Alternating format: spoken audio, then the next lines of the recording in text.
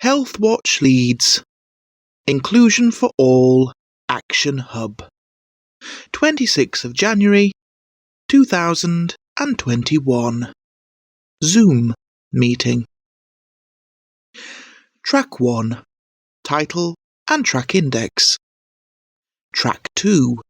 Part 1. Attendance, Apologies and Abbreviation List. Track 3. Part 2.1. Experiences of people whose first language is not English. Track 4. Part 2.2. Reflections on what they have heard. Track 5. Part 3. Update on work around AIS. Track 6. Part 4. Focus for next meeting. Track 7. Part 5. Leeds Care Record LCR Update. Track 8. Part 6. Next steps and final thoughts. Part 1. Attendance, Apologies and Abbreviation List.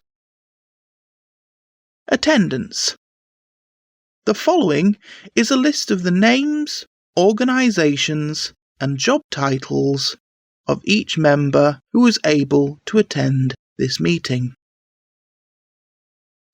Tatum Yip, Community Project Worker, Health Watch Leeds. Hannah Davis, CEO of Health Watch Leeds. Stuart Morrison, Team Leader, Health Watch Leeds. Jonathan Phillips, Board Director, Health Watch Leeds. Gemma O'Connell, Admin and Project Support, Health Watch Leeds. Laura Phillips, BSL Interpreter. Richard Jackson, BSL Interpreter. Jane McDonnell, Health Watch Leeds Volunteer. Howard Beck, Commissioning Manager at LCC, retired as of March. Jason Vesey, Managing Director, V Recruitment.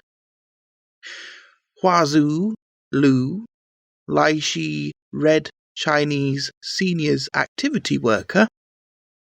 Rosie Horseman, Lead Nurse at LTHT. Satwant Rait, Health Access for Refugees Programme, or HARP, Volunteer. Ehman El Said, HARP Volunteer.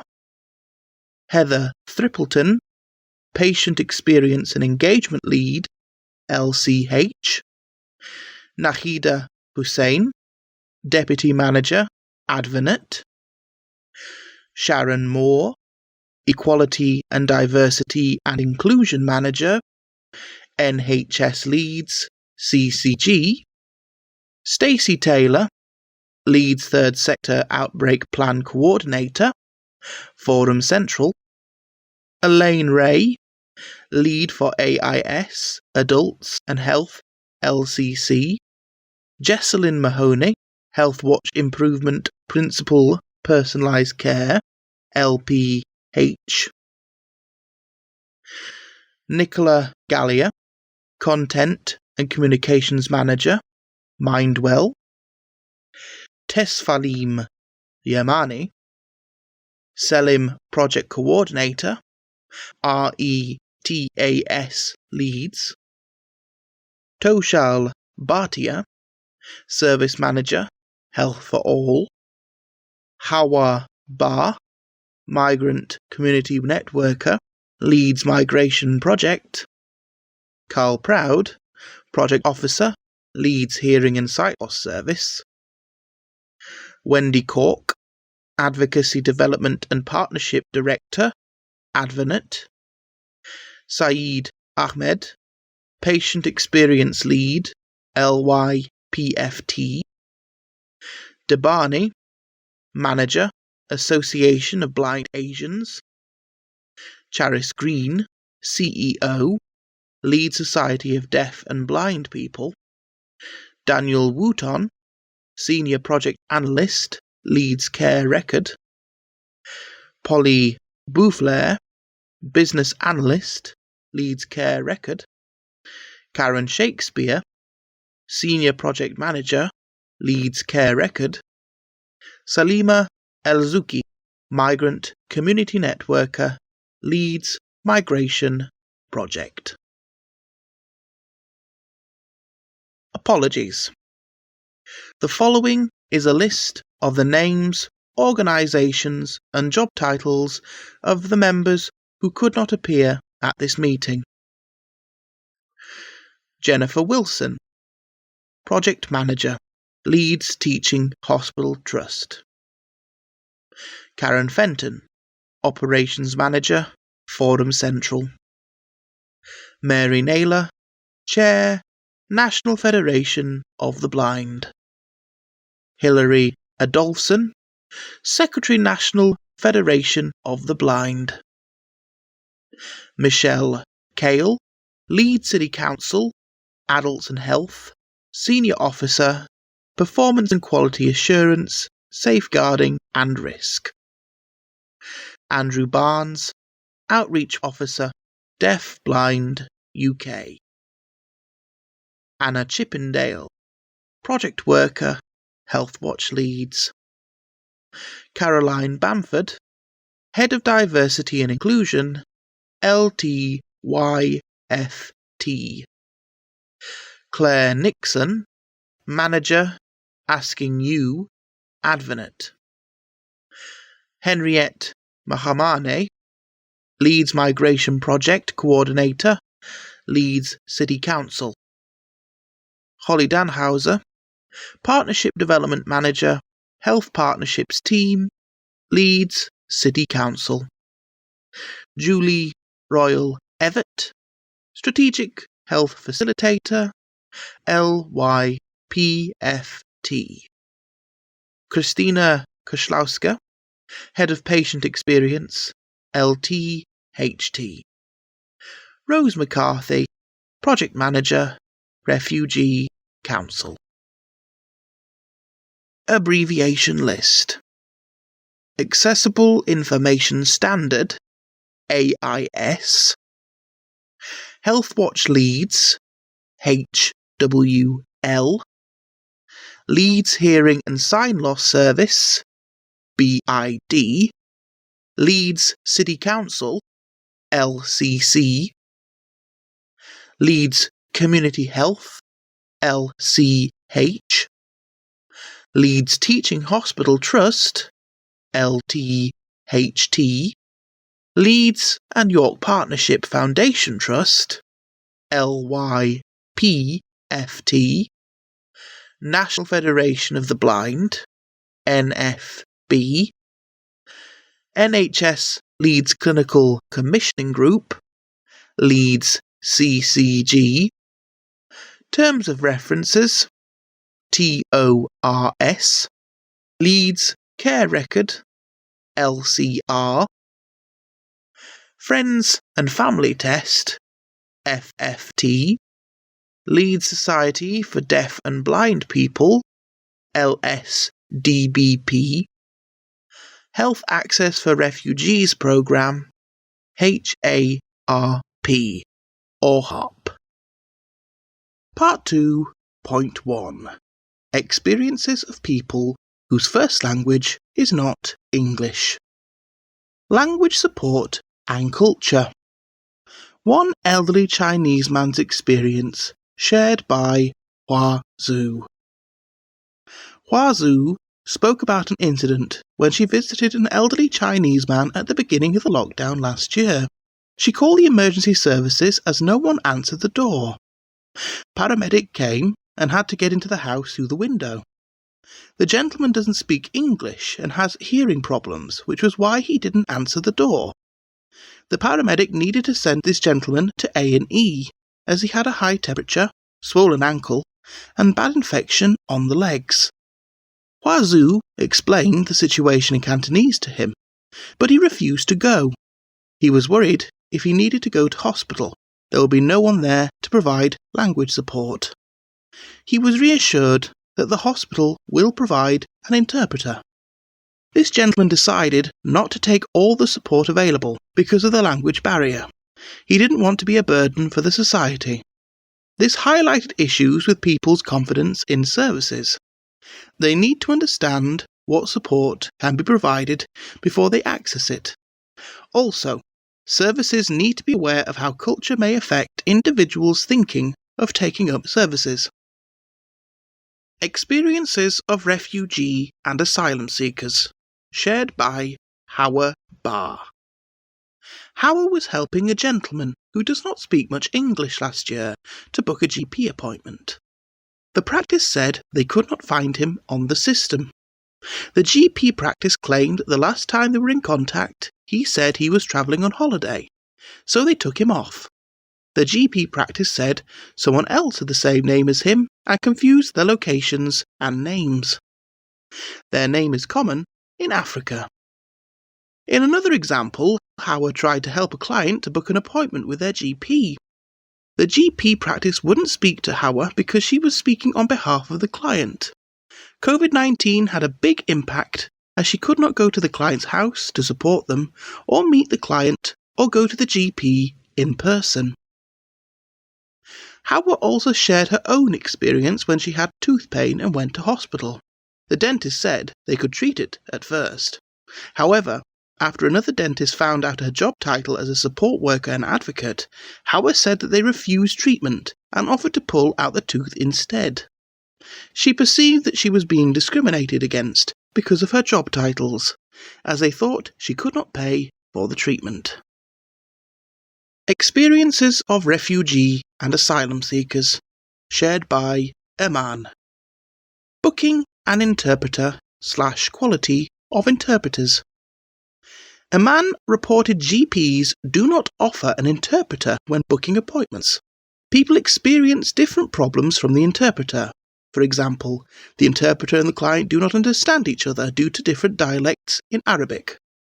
Interpreters did not admit that they did not understand, and this affected what was communicated to the doctor.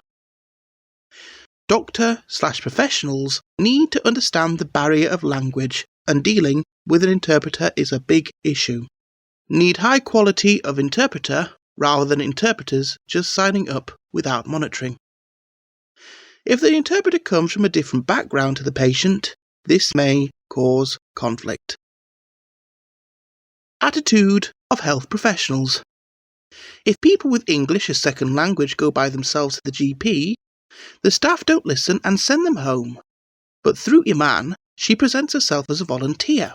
They listen, and she can get what she wants from them. If people cannot do things on their own, how do they cope without access to a volunteer or interpreter? These patients often felt racism and discrimination. A lot of the points a man made overlap with what we have been talking about in terms of deaf people using interpreters.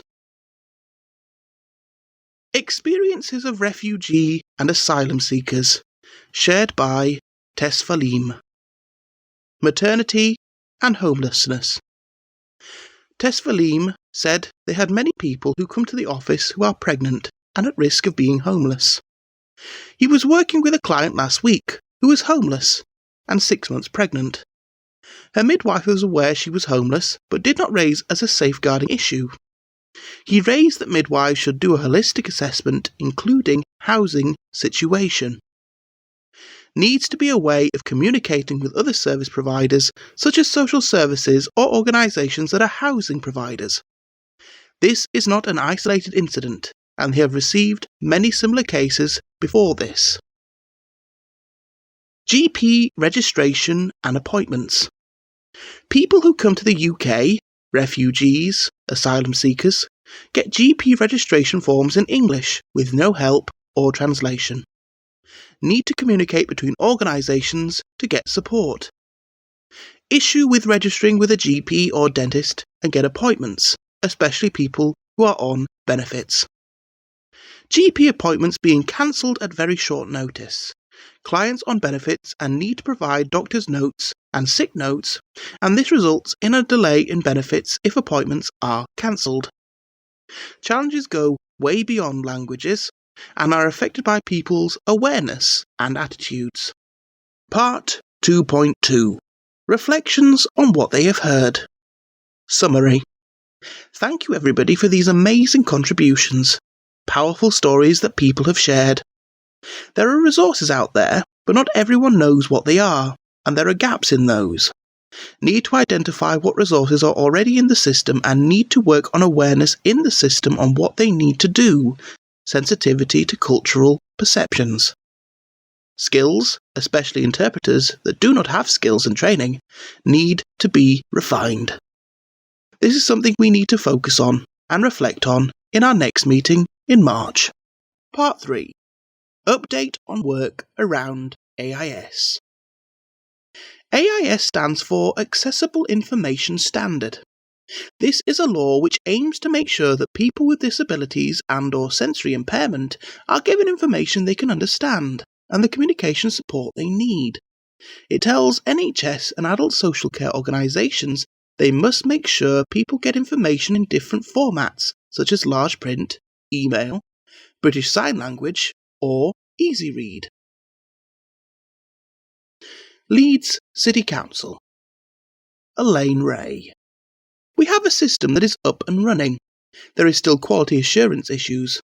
Adult Social Care has developed a business intelligence dashboard to help monitor how well the staff are using the AIS screen, how many assessments have been done, forms being done, and what types of needs are coming through. This was live last week, so it is still new. A manager can look at the information that is coming through and take action accordingly. Action. There have been themes that emerge in AIS that LCC try to resolve, and Elaine can share those in the next meeting. Leeds Teaching Hospital Trust. Rosie Horseman. Patient admin system is now upgrading and moving up 3 versions. New versions should be much easier to use. Piloted at the moment in a small area over the next month. At the moment we are doing a project in audiology at the Hearing and Balance Centre. Strip back flagging system. We need to work out who will be flagging, sharing information, number of flags to be applied, and use fewer but consistent methods of communication. Leeds Community Healthcare NHS Trust. Heather. We use a system called System 1. No new system or update, but reviewing the communication template on the system to include digital accessibility and digital support needs and flagging. We need to flag consistently. We receive a lot of information from GPs, so it is important to get that kind of information communicated. Identify what are the top 10 preferences so it is a more accessible way of accessing information that will work well in recording people's communication needs. We have also reviewed our equality impact assessment, which included communication needs. So this is a much more useful document to support accessibility.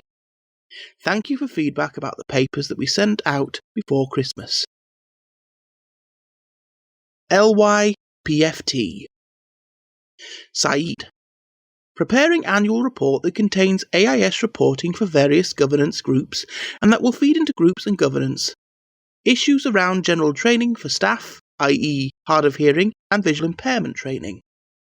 Shared an update around AIS to Learning Partnership Disabilities team. Care Directory is where we record information. Once we have asked an individual about their preferences of an individual's communication needs since they have been asked. Doing a refresh on some of the publicity and marketing.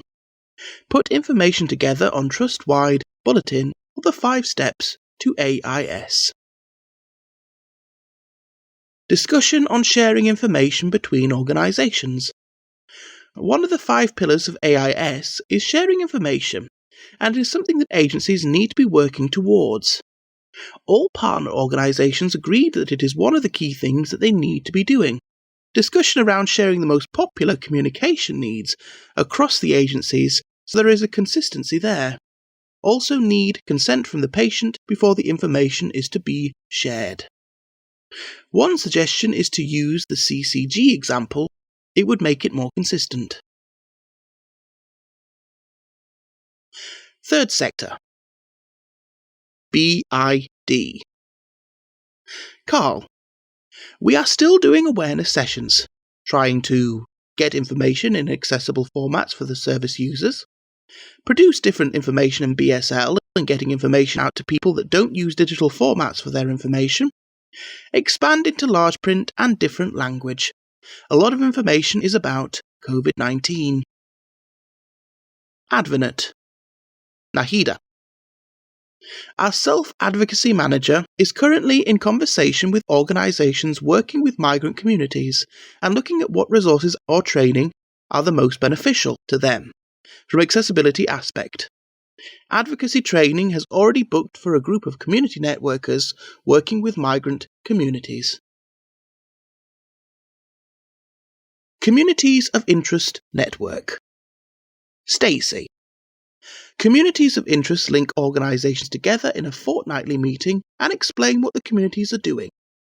Key features are around COVID-19 and the vaccine. What people have been telling us is there has been a lack of communicating this stuff in other languages and formats. Also working on COVID-19 grants. Other organisations can apply for to share public messages by translating and getting the messages out.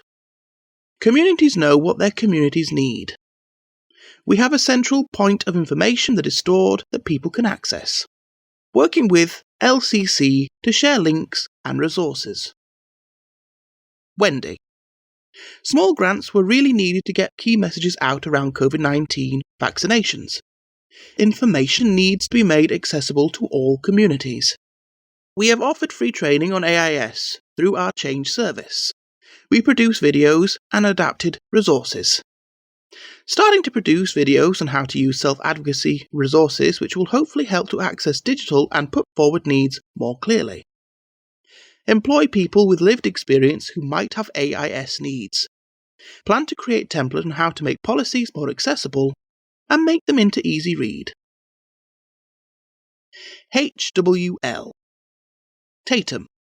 In order to find out whether the progress made in implementing AIS has actually made a real difference to people, we want to hear from people with disability and or sensory loss, whether their individual communication needs have been asked and supported. We want to get feedback from people on whether their access to information has improved and whether information is provided in the correct format. We are going to launch a survey and conduct some focus groups to gather the intelligence. The survey will run between February and April. Hopefully by the end of April, we will get the information and intelligence we need. Action. Let Tatum know your existing users meeting so she can join. Tatum to contact Stacey to talk about it at the community network. Tatum to contact LSDBP to make the survey accessible. Part 4. Focus for next meeting. Jonathan. Our next meeting is on the 30th of March and will be focused on trying to dig deeper onto the range of issues to feel more confident that the people with a range of communication needs or complicated communication needs do not need to struggle. Better understanding and get solutions. Part 5. Leeds Care Record, or LCR, update. Karen and Polly. Leeds Care Record is a platform that shares information from native systems. Different services record information in their own systems, and LCR pulls it together. A discussion took place last year around whether LCR can help to issue alerts for people's communication needs. The development work on this was pushed back because of COVID-19, but we'll be looking at this in the new financial year. Leeds Care Record has experienced issues in getting data from some of the systems. However, Yorkshire and Humber Care Record has made a lot of progress on making an integrated care record regionally. LCR is expecting that the Yorkshire and Humber Care Record will overtake the work that they have been doing. They might be able to solve some of these problems. LCR can't make data better, but we can display it if it is in the right format. Discussion took place as how organisations can work with LCR to make the development of flagging and sharing people's communication needs as a higher priority. LCR wants to encourage organisations to access LCR and share their data in a format that can be shared.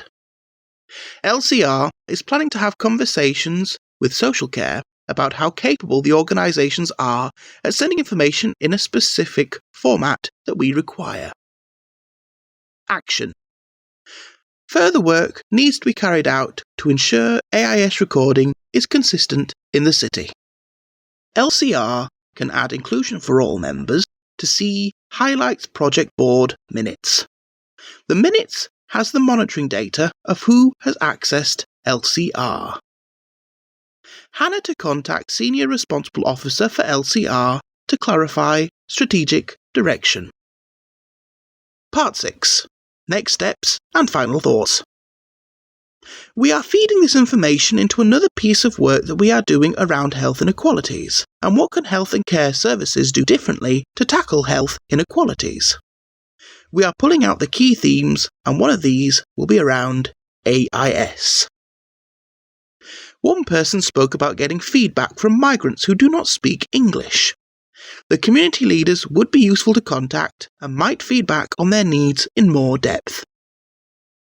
We will meet on the 30th of March. We can raise more issues and start to focus on what we are going to do.